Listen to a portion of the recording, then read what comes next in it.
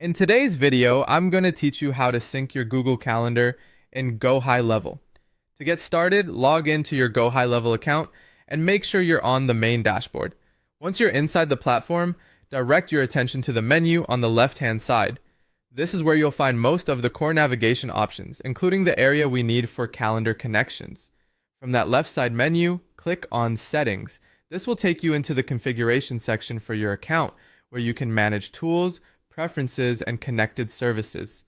If you're setting this up for the first time, take your time here, because this is where a lot of important account level connections live. After you open Settings, click on Integrations. The Integrations section is where Gohighlevel lets you connect external tools and services, and in this case, that includes Google Calendar. This connection is especially useful if you want your appointments and scheduling activity to stay aligned across platforms.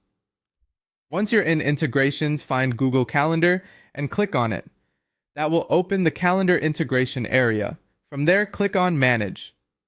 This brings you to the section where existing calendar connections are listed and where you can add a new one if needed.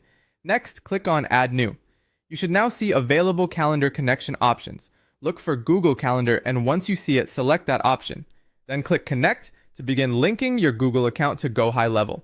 At this point, Gohighlevel will prompt you to connect your Google account. Choose the Google account you want to sync and continue through the authorization process. You'll need to follow the on-screen prompts carefully. Depending on your Google setup, you may be asked to sign in, confirm permissions, or approve access so Gohighlevel can view and manage calendar availability as needed for scheduling.